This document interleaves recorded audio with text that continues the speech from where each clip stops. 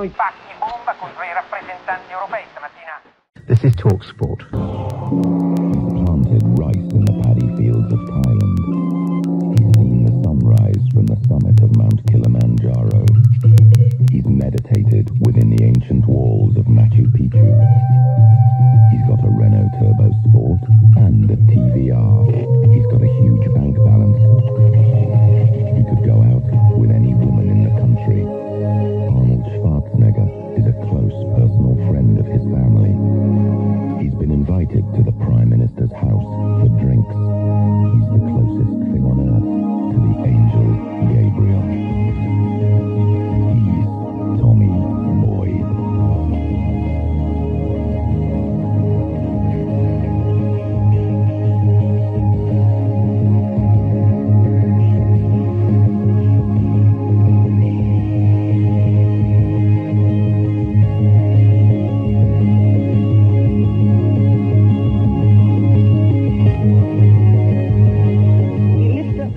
Lid and you empty it all in, and then you wash it all out again and start all over again. It's very civilised.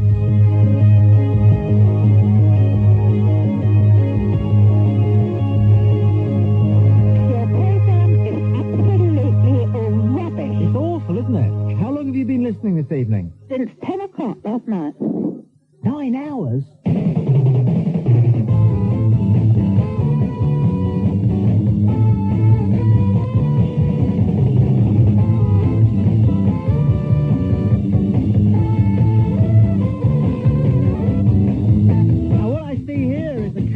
Band on the terraces at Fratton Park. Fratton Park, nice one. Tomorrow.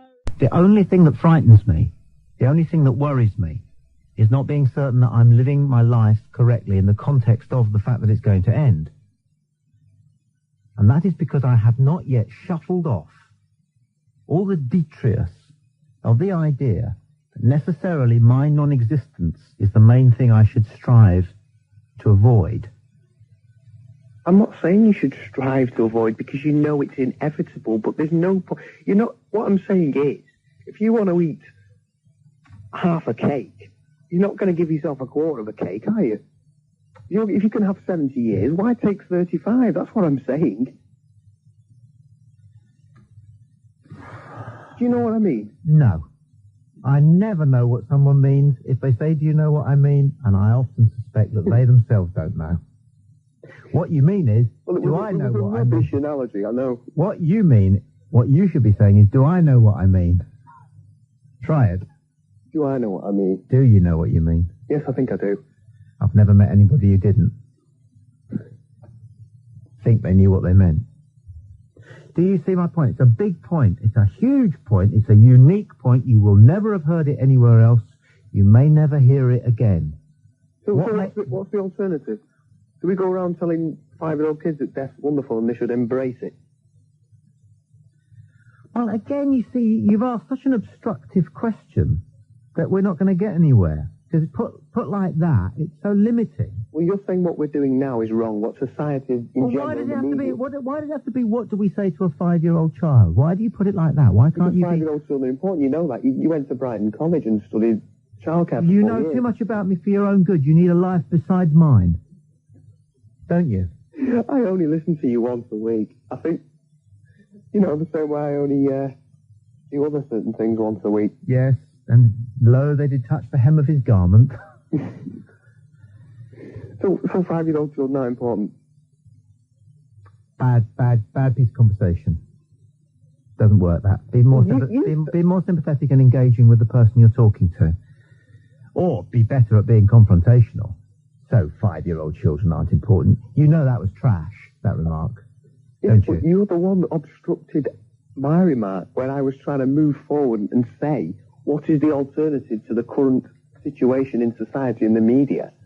That was your question, yes, but you screwed it up totally by saying the 5-year-old child bit, because I focused on that, because I saw a 5-year-old child. I know what is the alternative? The alternative is for us to be free from the constraints, to recognize other people's ideas for what they are, other people's ideas, and whether they're in the Bible, or the famous five, and whether they're on television or the radio, whatever, they're other people's sets of ideas. And what we should do is take ourselves off, by ourselves, and think about it so that what we're doing is what we want to do and what we're thinking is what we want to think. And it's an extremely difficult thing to do. And if you want to test out whether it's worthwhile doing it, it really is a good idea to say to yourself, is necessarily living as long as I possibly can the main thing that I should be focusing on? No, it's enjoying your life.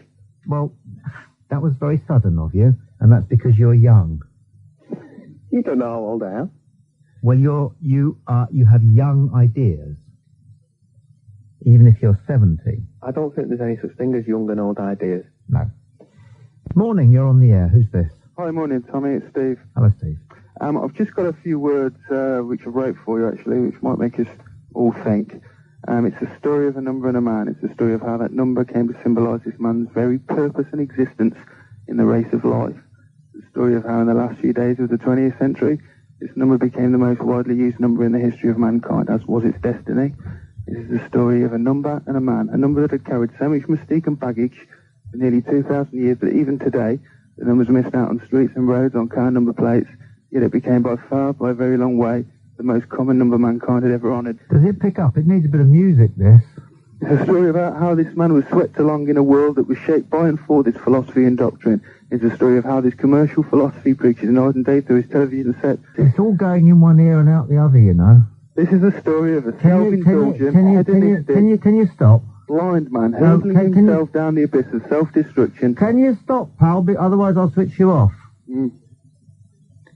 Do me a favour. Do you get the idea? No. You're destroying the planet. Definitely don't. Our whole life philosophy and society is based on it. Absolutely everything that we now stand for has been moulded by it and for it.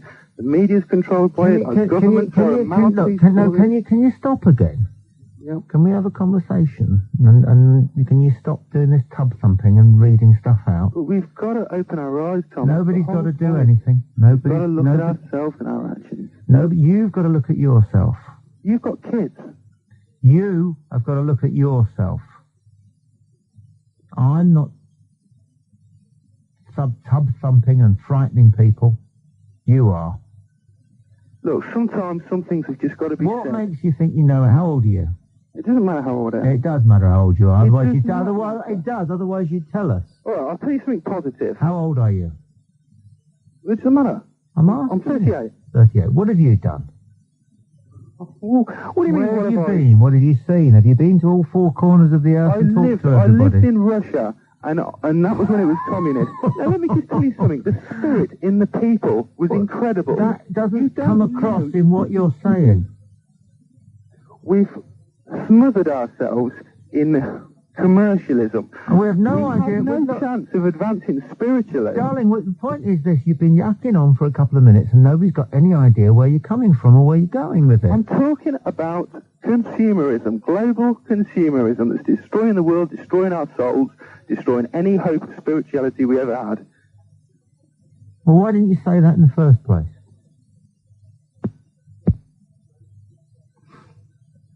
I can't comment about it. Well, you can't. Of course you can. Of course you can. Okay. Of course you can. Say so, sir. No, but what? You can't comment on some. You got to have opinions. Yeah, which I have done. Yeah. Yeah. I don't go along with the idea that you're not entitled to an opinion unless you fully experienced something. Otherwise, for example, I wouldn't. Okay, you're entitled to an opinion about a Manchester United. I wouldn't have any views on the rights or wrongs of robbing a bank, would I?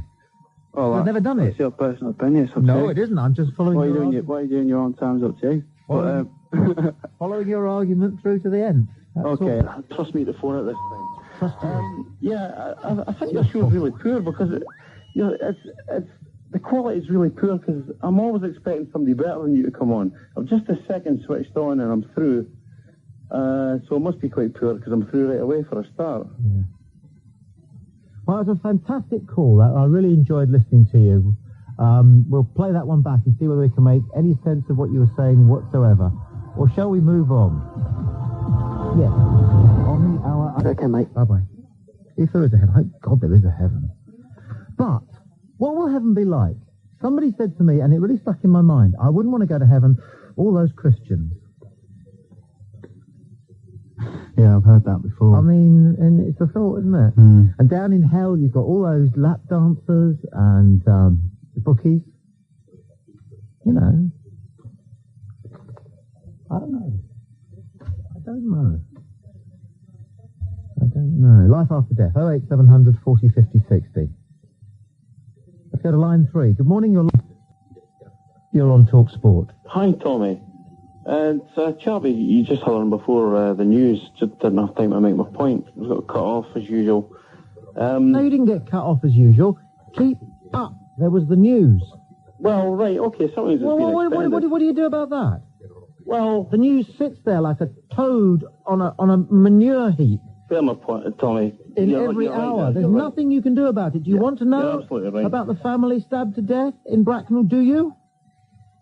Well, you damn well will, though. It's a bit far away, Tommy.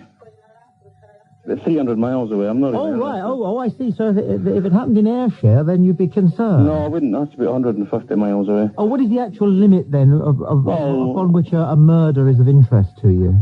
Well, they're 2 a penny these days. 15 or 20 miles? No, they're not. They're 2 a penny these days. Excuse me, they're not. That's a morbid view. Now, you need a bit of lightening up or a kick up the bottom, don't you? Well, perhaps a kick up the bottom, but the point is, Tommy, I'm going to go to bed now, and I usually fall asleep to someone a bit more interesting than yourself.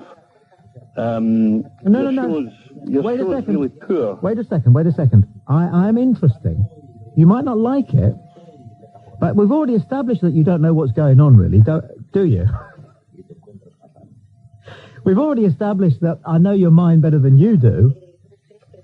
Now, come on. I am interesting. The problem is that you don't like it. Now, why? No, you're not interested, Tommy. I've picked up the phone in the last 5 minutes. Now, come on, get interesting yourself, pal. Come on. No, fair enough. That's fair enough. You're dull, you're lethargic, you're negative. I'm phoning in. You're the radio host. Humorless, you're uninteresting, you haven't got anything original to say.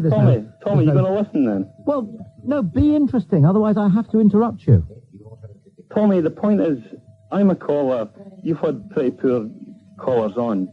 And I'm afraid you're the worst by a long shot. Probably. I mean, you're don't ring again then, all right? Go to bed. Don't ring again. Fair enough? Am I getting cut off again, am I? Well, because you're boring. Tommy, the point is you're boring. No, I'm not boring. It's that you don't like it. No, I'm not. No, I know I'm not boring. On something a lot more interesting than yourself. I mean, this is at this point in time. No, what you don't understand. How many girls have you went out with recently? Yes. How many people have you went out with recently? No, that's what other people bring up. What education have you had? That's what other people bring up. That's what other people bring up. Get your program interesting. See, you're not going to listen to somebody because you think they're not interesting. Why don't you give them a chance to speak instead of you talking all the time? Well, because in your case, you're boring. Yeah. Go on. What's the most interesting thing you've ever done? The most interesting thing I've ever done? Yeah, go on. Well, you tell me yours first, and I'll tell you mine. Okay. In the Pacific, there's a lagoon. It's called Scammons Lagoon. It's very saline. And that's the reason why Estrictius robustus, or Old Hardhead, as the whalers call them, make their way down from the Bering Straits once a year. To have their young, you see. Okay. Yeah, well, given your resources, Tommy, that's a pretty poor show, I would have thought. Okay, well, wait a second. You asked the question. You're not only boring, you're a very, very, very rude man, and I would never... Unlike yourself. I'll be rude. I'll be rude to people who deserve it, but you asked me to do something and I was doing it. Mm-hmm. And I was doing it well. Much better than you'll be able to when it's your turn. Right, Tom. And I won't interrupt you. Mm-hmm. Carry on, then. Is that you finished? No. Are you going to listen? Are you going to be sensible, or do you have to clear off? No, that's your decision. You ultimately make that decision, Tommy. Right, and when you get a bit... Well, not when you get a bit... Okay, look, I asked you the question in the first place, so you answered it now. So what is the most interesting thing that you've ever done? Well, given my resources, a lot more interesting than you. What do you mean, given your resources? I've got my resources, they're the same as yours. Mine are extremely finite. Yours sounds incredibly infinite, Tommy. I don't know what that means. What does that mean? What does finite mean? No, what do you mean by suggesting that my resources to be interesting are greater than yours? No, I was just saying that your resources seems to be a lot more infinite than mine. What does that mean? What are you trying to say? You have a lot of money to go and swimming with dolphins and whales, etc. My most interesting things, it's a cheap thing. Yeah, cheap thing. Yeah, go on. Yeah, God, go on. I mean, I bet it's lousy. Well, it is lousy. I bet you've had no life. See, this is it. This is the start. No girlfriends. You've got no girlfriend. Decent job. You've got no decent job. No decent job. No education. Right. Okay. Sarah, this is your usual line, Tom. Is that your life? No, that's not my life. Well, where does this come from then? What's the most interesting thing you've done? No, this comes from... Which question shall I answer first? The same one I've asked you 3 times. Right. I'll answer the question you asked me first of all, which was, if you care to remind me. You can't even remember, can you? Shit. What is the most interesting thing you've done? That's a hard question to ask, Tommy. For someone who's just phoning you up out of the blue, you've obviously done your program, reading. This is a question that you've obviously thought of in your mind. I've never thought of it. I'm falling asleep here, listening to you.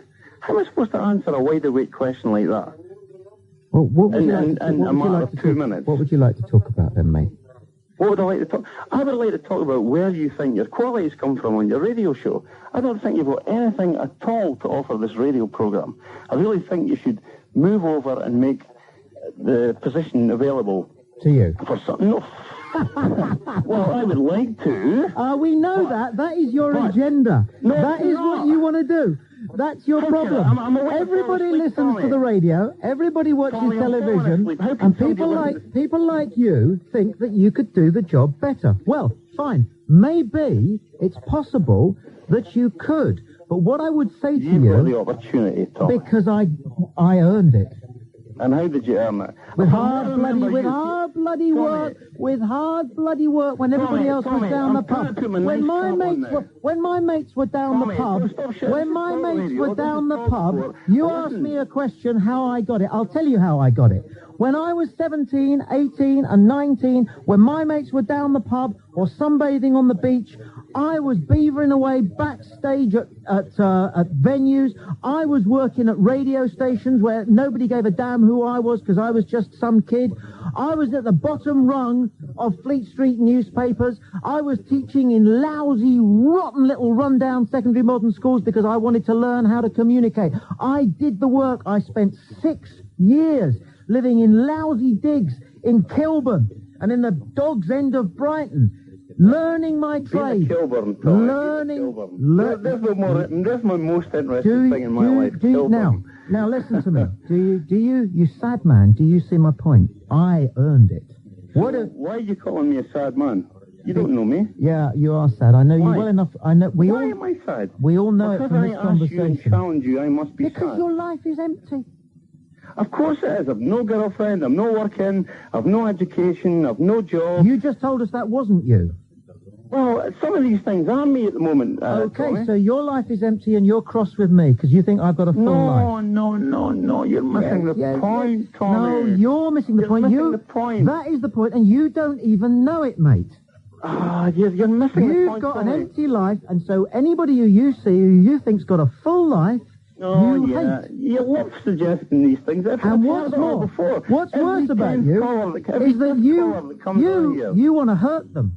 You see somebody who's got more than you in your own mind, and you want to hurt them. TalkSport and talk to Tommy. Now, you get to speak because you've got to listen. I've got to tell you something, pal. You are the worst kind of victim. Tommy. You are the victim. Tommy, are you prepared to listen? You are the victim that wants everybody else to be a victim. Tommy, the question still remains. Where I am up here at the top of this mountain in the rare, clean air. Where are you and what do you offer this radio program? I've asked you 1,000,000 times. No, you haven't. You've tried to ask it. But you've tried to ask it by being shouted down by Tommy. By being rude. You've tried to ask it remains, Tommy. by being unkind. Then, if you'd like to ask the question... calling me sad and all the rest of it, and you don't know me, isn't very rude at all, is it, really? Oh, you're sad. Oh, that's not rude then. That's not rude, Tommy. No, you told us you were sad. No girlfriend. Fed up and tired, no job, empty life. And you're not sad? Of course. Right, as a matter of interest, if you were to pay me, I could show you how not to be sad, even without a girlfriend, a job, a prospect, or anything going on for you. Because you don't have to be sad, even though those are your circumstances. So, Tommy, you're not going to answer my question. It doesn't sound like you're going to have the last word. You're going to say, that guy was sad. Next, please. But unfortunately, every 10th caller that comes on is telling you the same story and asking you the same question. What have you got to offer this radio program? I'm not going to tell you. Because it's uninteresting, it's very dull, very boring, and you're going to say, I've got the last word. I have got the last word. I'm going to turn you off. I'm not going to tell you, because I'm not going to come between the creature and the creator. So what does that mean? Exactly. That's fine. I dispute your analysis of yourself. Yeah. Which tells us that you like it when people tell you things that you're crap at. I dispute that. And I dispute their right to do it. I think that you have developed a mechanism. As long as it's not rude. If someone says, takes you to one side, I think you're doing it wrong. And yeah, but no, I think, like a lot of people, you've developed a mechanism to enable you to deal with this constant tirade of negative remarks which we have to endure in Britain from our peers. Mm-hmm. Let's go to line 2 and say, good morning, you're on TalkSport. Hello? Hello there, good morning. Yes, I would just like to make a comment, if I may, sir. Certainly. I've been on your program before, and I don't make a noise or argue with anyone. Just a comment. Okay, crack on, pal. Oh, sorry. I'm not on the wireless now, am I? Yes, you are, yes. Am I? Yes. Oh, I'm sorry.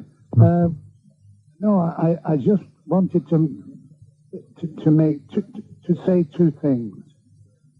The first one is that if you can compare the amount of people, famous people, you know, film stars, professional boxers, famous people, then they have all been killed in aeroplane accidents.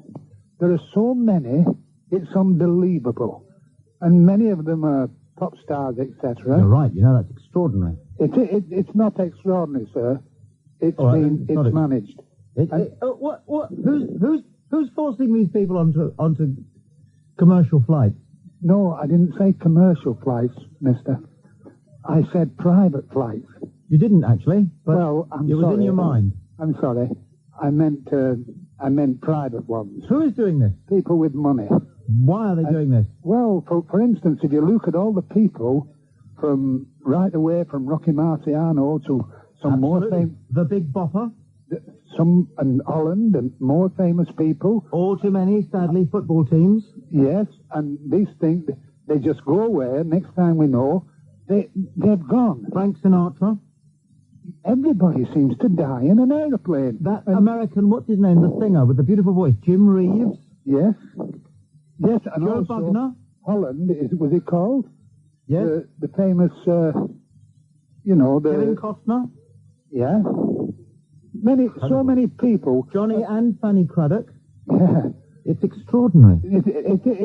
You see, it cannot be a coincidence. No. Sir, can I tell you something? I take my hat off to you. You've drawn our attention to something of significance. Thank you. Also, I gave you a question. You know, the question, and you thanked me. You said you did it. Yes. The had Yes. business. Marvellous business. You said you worked it out, which was very clever of you, because not many people know. Not at all. I'll give you another one if you want. I think you've done enough. You've taxed our brain quite enough for one evening. Who is behind these serial murders of famous people in private aircraft? 08700. Who's this? It's Pam. Hi, Pam. From Essex. I'm live, am I? It's a shame you can't remember your number. I just would like to say, why does he have to be so patronising to people? They're obviously older people. Can you turn the radio down? Yeah, I can. I just wonder why he has to be so patronising to these people. No, you're talking to him. Am I? Yeah. Well, why do you have to be so patronising? It's so nasty. It isn't. I'm not. I just lubricate the conversation by... No, you're not. You're patronising. No, look. Can you excuse me? I know what I am. You don't know me. I do.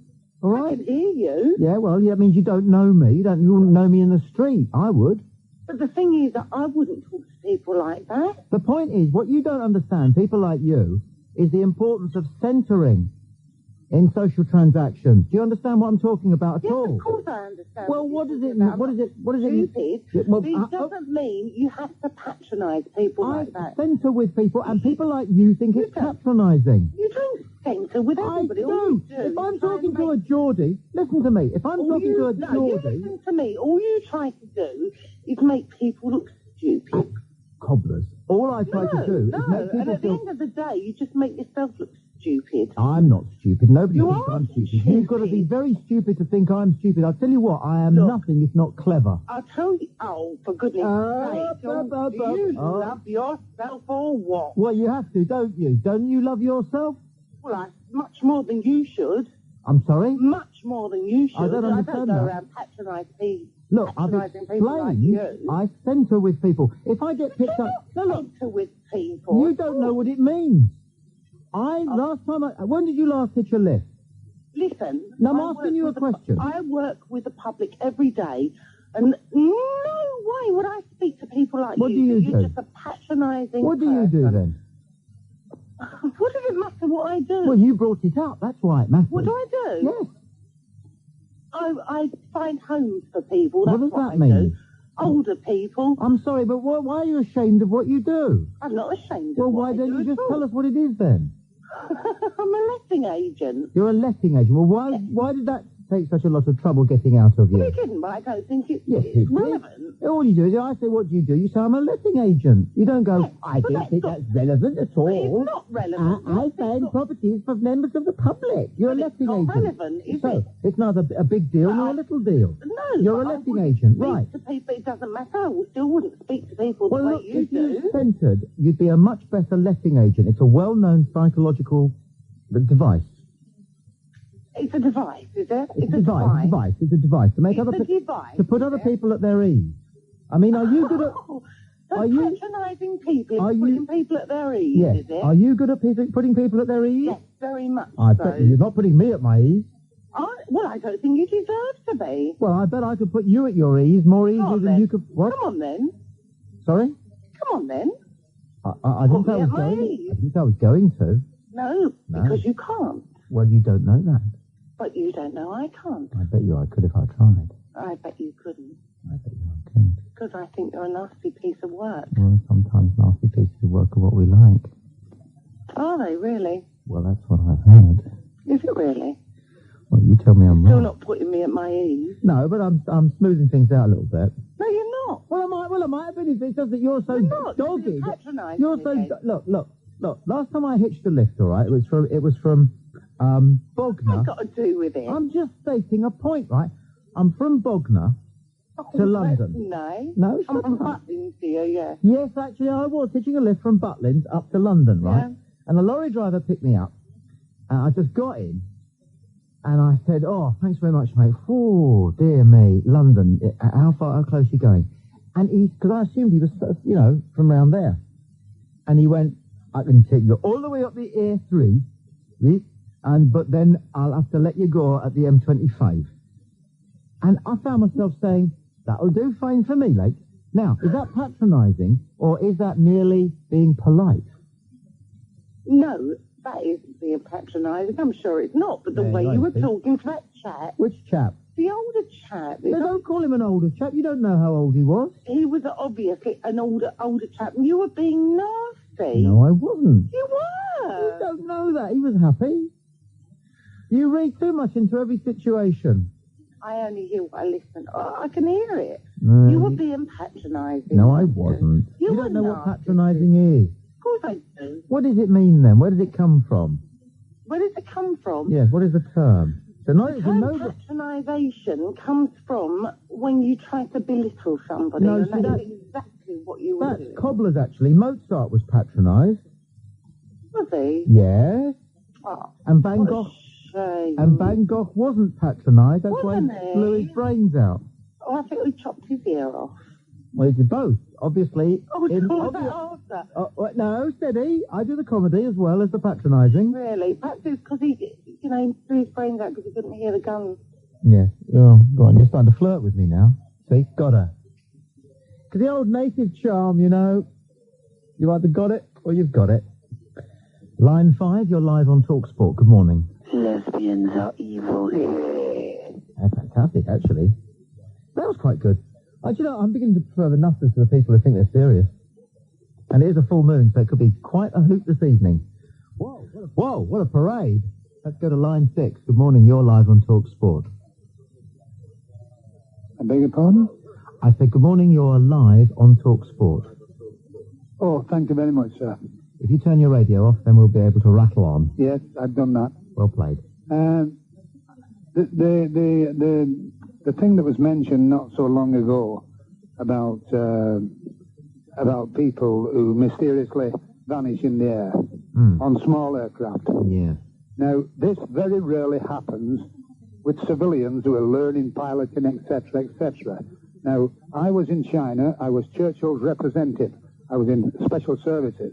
My God, I bet you can tell some stories. Yes, and I'll tell you one in particular I thought you might. I didn't like. We had some generals, one or two of them pretty good. Wingate, who was in Burma in the Second World War. That's where I was, by the way. And I was in China, and I was working indirectly for Winston Churchill. In the SAS? They would call it that today, son. But I was just a special serviceman alone in China. I bet you've got some stories. Oh, I have. I've got plenty of stories. I thought you would have.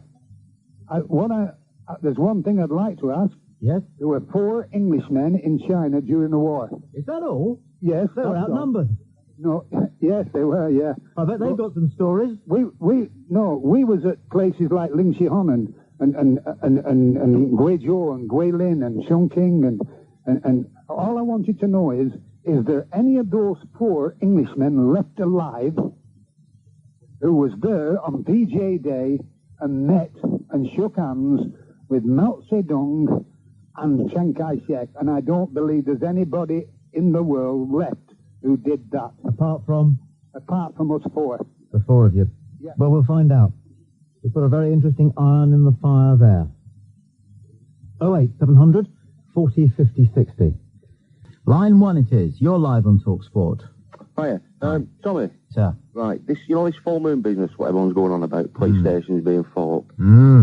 Well, do you not think that just because the police stations are full up, there's a full moon, you can't blame that on the full moon. There's no, just because there's a relationship, it doesn't prove the cause.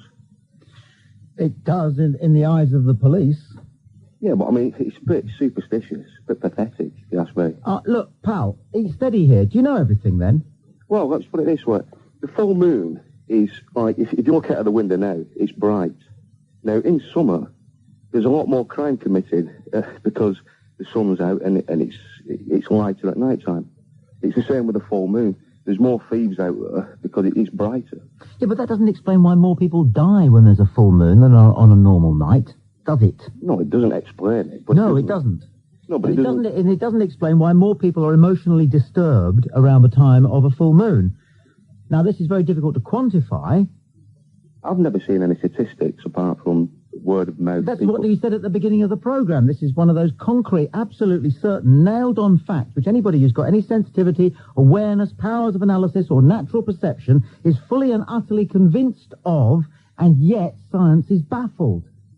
You, sir, prefer to believe that that we know everything that there is to know, and I think we've only just begun. No, I'm not superstitious at all. I'll walk on the ladders. If I spill salt, I'm not bothered about spilling salt. Look, pal, it's nothing to do with that. You're getting very confused. This is a scientific fact of the human emotion. Well, you tell me where I can get these facts. Where can I access these facts? Use your own eyes. Talk to people. Gain experiences. Go and visit an old people's home. That's not facts, is it? That's just personal experience. You go and visit an old people's... I hate it when people dismiss eyewitness evidence and say, oh, shut up. Oh, all right, let's have the news. And you go away. 3 a.m. TalkSport. Let's go to line 5 and say good morning. You're on TalkSport. Hello. You're teaching the philosophy of complacency, and I disagree that you can't do anything about the news. GM Foods, you can by protesting. BNFL, you can by protesting. BSC, you can by protesting. You can alter things, issues, and newsworthy things like privatisation issues. I think that by continually propagandising that you sort of like can't do nothing, you should enjoy, and sport is it. It's sort of like give them bread, give them circuses, not bread. Are you happy? I'm not happy, but I can... Sorry, back up. Say that again. I can... No, say that again. Say that again. Because it's you're diverting the subject. I'm not. I'm asking you if you're happy, and you were brave enough, and you were strong enough, and I admire you. You said you're not happy. I'm not happy with the news. So therefore I try and affect it to alter it by protesting, by writing, by speaking Well, if to other people. I may just interrupt you for a second, I didn't ask you if you're happy with the news. I asked you if you are happy. Well, what's that got to do with the news? Are you happy? It has nothing to do with the news. It has everything to do with the It news. is a separate issue. It is not a separate issue. I'm talking about the news, and you're talking about my personal emotions. Right. Precisely. Of course I am, because I care about you. You don't. I do. I care about you more than any journalist alive. I care about you. That's why I have shed journalism. That's why I have turned my back on this Satan. Sports as a place, but therefore it shouldn't succeed the place of issues that affect us all. And where do you think is the reason why you are not as happy as you could be? Because I need more information. To do what, my petal? To alter, to sort of try to protest, to object. Do you suppose that there are things, if you were to be seen as an issue... You talk about... Can I please play the game of conversation with me? Don't be so rude. Because you're... Please play the game of conversation with me. It's just a matter of politeness.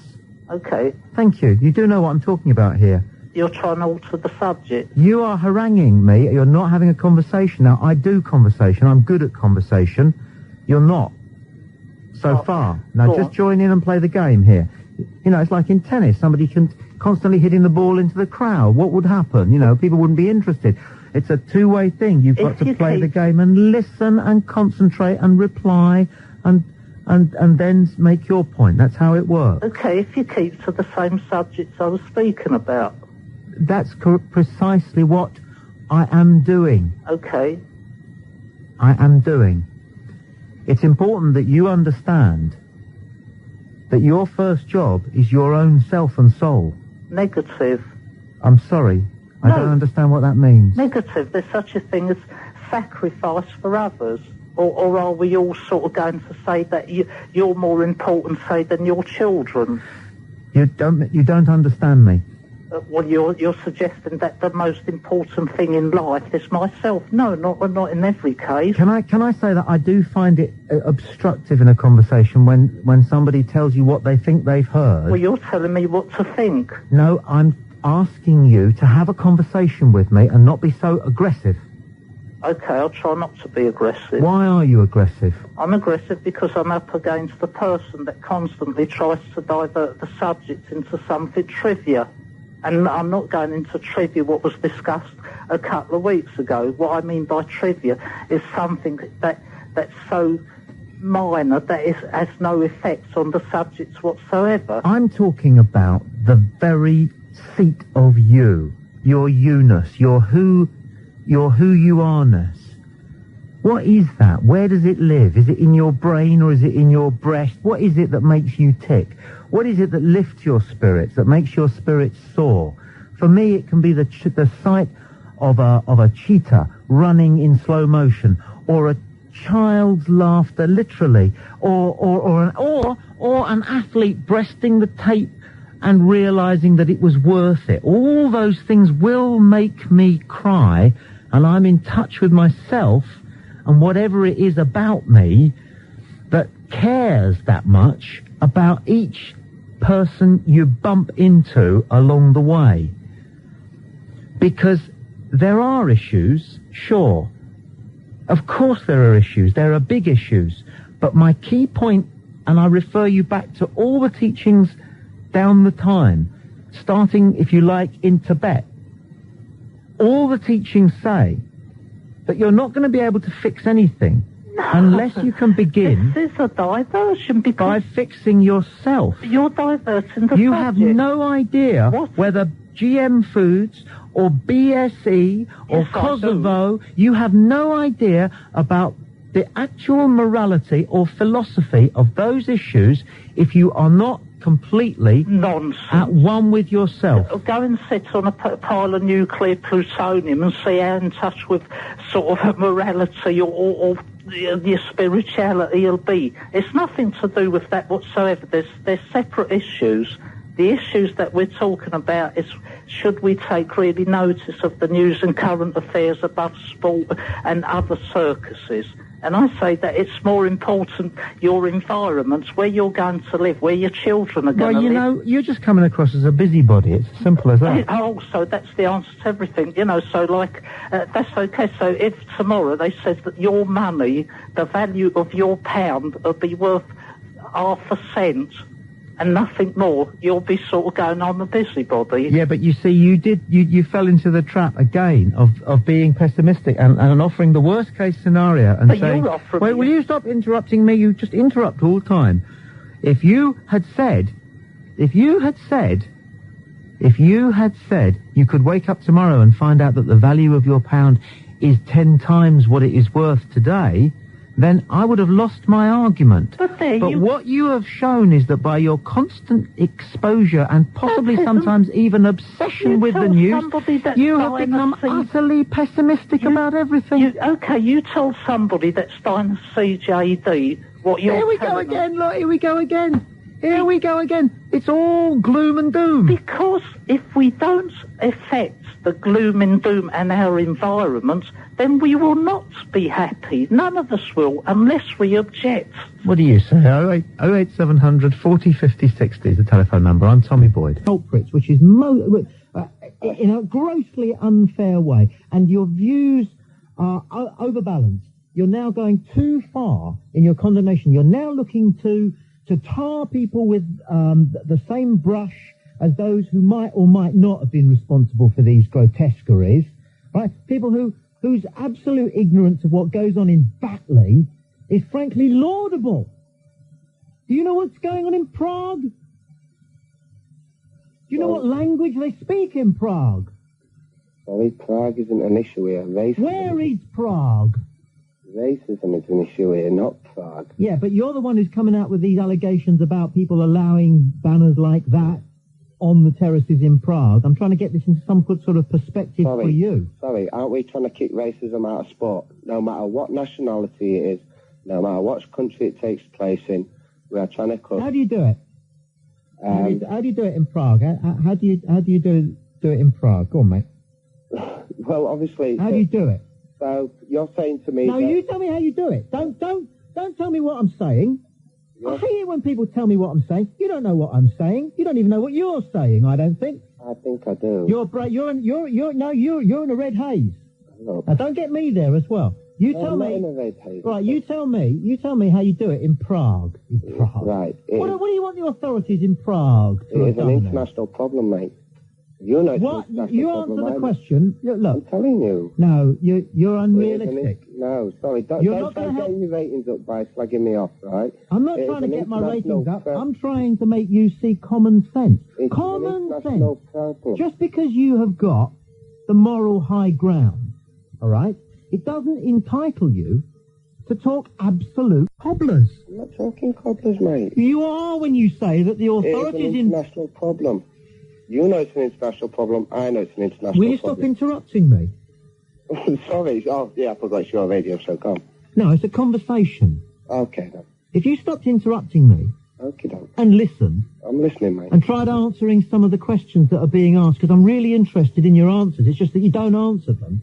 Well, go on, then. You come out with truisms. Straightforward question. It's a pathetic conversational technique which I loathe.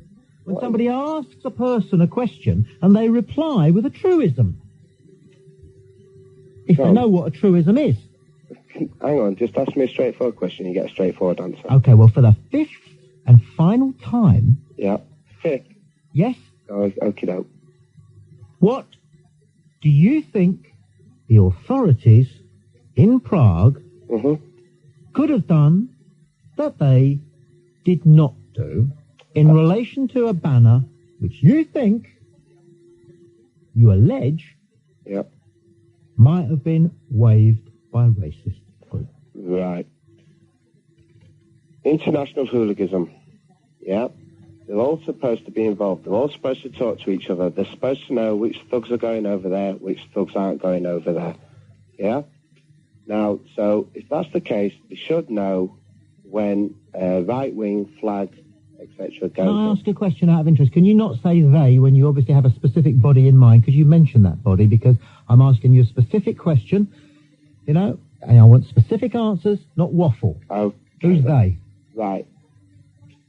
Right, I am a sports fan. I am not a football fan. I am not a rugby fan. I am not an athletics fan. I am a sports fan. I don't follow no team or anything. Yeah, I like to switch on the TV and I like to watch my sport. Which body, pal? Exactly. There's no body because I'm not too up on it. No, you're not too up on it, are you? Now listen to me, and I want you to listen very carefully and take this away. Okay. Your heart's in the right place, right, but you'll lose every argument you enter if you go over the top, as you did in this call. Okay, then I'll finish this conversation on the fact that if everybody thinks like you, racism in sport will carry on. Go to hell. Thank you for your time. Jeez. You can't get paid enough to deal with like that. What is the man? Now it's my fault. Okay, so racism now is my fault, it's the Prague police's fault, and it's a commentator who mentioned something that was on television. I mean, you know what football commentators are like? If it's on the screen, they'll talk about it.